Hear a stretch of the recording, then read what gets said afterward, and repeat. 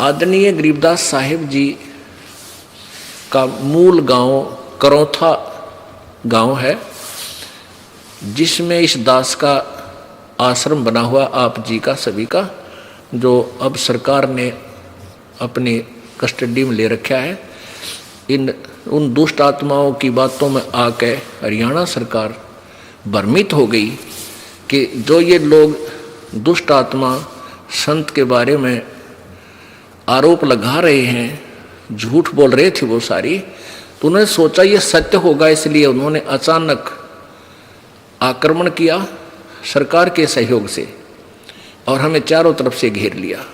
उनका उद्देश्य क्या था कि ये रामपाल का प्रचार बंद करवा दें, कहीं तुम्हारी पोल ना खुल जा।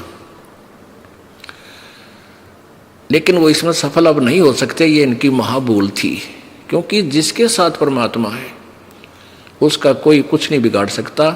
वो तो ऐसे है जैसे अंधा गधा रेल के मार्ग में खड़ा हो पटरी पे, और पटरी पर जब रेल आ रही होती है, दूर से गड़गड़ की आवाज आती है, तो वो सोचता है कि कौन मुझे डिस्टर्ब करने आ रहा है, इसको पटक दूं ठाक है।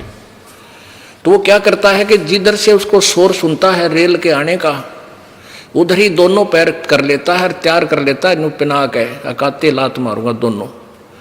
और वो ऐसा ही करता है, आप नहीं एक तरफ मरता उससे दूर हो लो, क्यों अंधा उन्हें दिखता है कोई ना। रेल के मार्ग में और गाड़ी से ही अपने आप को डिस्टर्ब मान रहा है और उसके साथ ही संघर्ष करने की चेष्टा कर रहा है अंधा गधा। जब गाड़ी निकट आई तो उसने दोनों लात मारी गाड़ी के, रेलगाड़ी ने उसको पटक दिया ठाक टुकड़े टुकड़े करके। तो जो भी परमेश्वर के मार्ग में जिसने भी बकवाद की है, इतिहास देख लो आज तक, रावण ने की थी, हिरण्यकशिपु ने की थी, कंस ने की थी, सबका बक्कल उतरा, सब राजा ही थे। और अभी दिखा देंगे आपको कुछ दिनों में उन दुष्टों का क्या होगा जो परमात्मा का विरोध कर रहे हैं।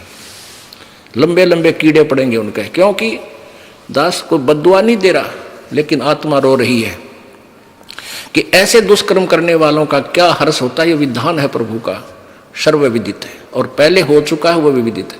तो उस करौथा आश्रम गांव में दास अपना एक आश्रम है जो अभी तक सरकार की कस्टडी में है।